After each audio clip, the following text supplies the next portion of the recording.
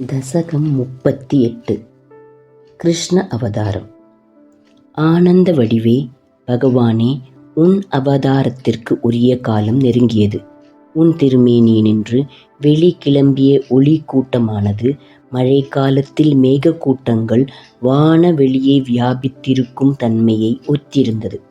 மழை பெருக்கால் திசைகளெல்லாம் நன்றாக குளிர்ச்சியை அடைந்தன.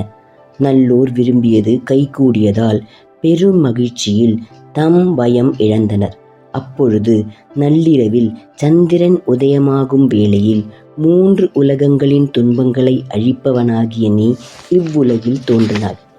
உருவில் குழந்தையாக இருந்தாலும் சர்வ லட்சணத்துடன் ஒளி பொருந்திய கிரீடம், கைவளை, தோள்வளை, ஹாரம், முத்துமாலை முதலியவற்றுடனும் சங்கு, சக்கரம், தாமரை மலர், கதாயுதம் ஆகியவற்றை தாங்கிய நீல மேக வர்ண திருமேனியாய் பிரசவ அறையில் சிறந்து விளங்கினாய்.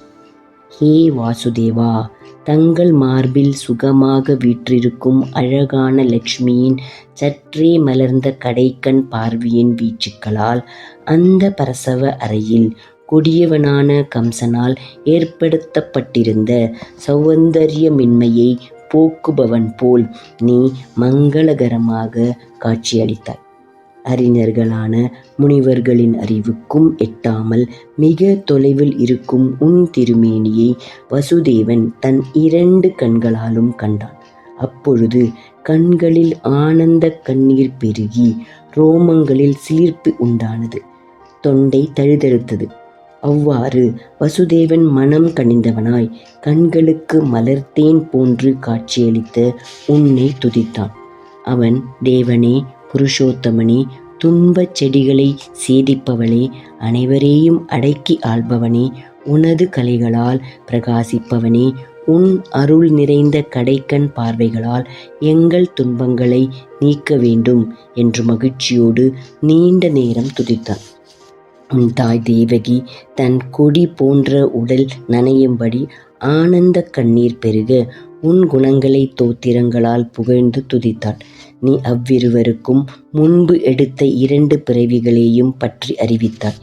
பின் உன் தாயின் சொற்படி மானிட குழந்தை வடிவத்தை கொண்டாய்.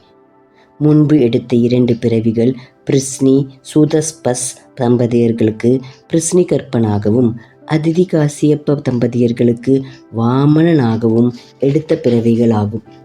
அதன்பின் நீ உன்னை நந்தகோபனின் இல்லத்தில் விட்டுவிட்டு அவர் மகளான யோக மாயையை உன் இடத்தில் வைக்கும்படி வசுதேவனை ஏவினாய்.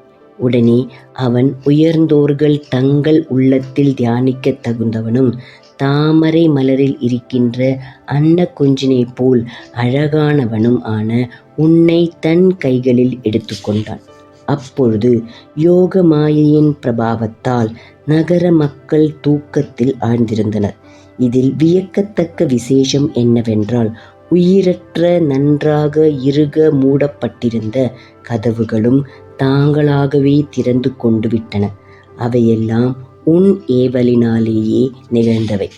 பிறகு பாக்கியசாலியான வசுதேவன் உன்னை எடுத்துக்கொண்டு மெல்ல புறப்பட்டான். அப்பொழுது ஆதிசேஷன் தன் படங்களை மழைக்கு குடையாக பிடித்தபடி உன்னுடன் வந்தான். அந்த நள்ளிரவில் ஆதிசேஷனின் படங்களில் இருந்த இரத்தினங்கள் விளக்குகளாகி வழிகாட்டின. ஈசனே, அத்தகைய நீயே என் பிணிகளின் கடுமையை அழிக்க வேண்டும். ஹரே ராமா ஹரே ராமா, ராம ராமா ஹரே ஹரே, ஹரே கிருஷ்ணா கிருஷ்ண கிருஷ்ணா ஹரே ஹரே, நாராயண நாராயண நாராயண.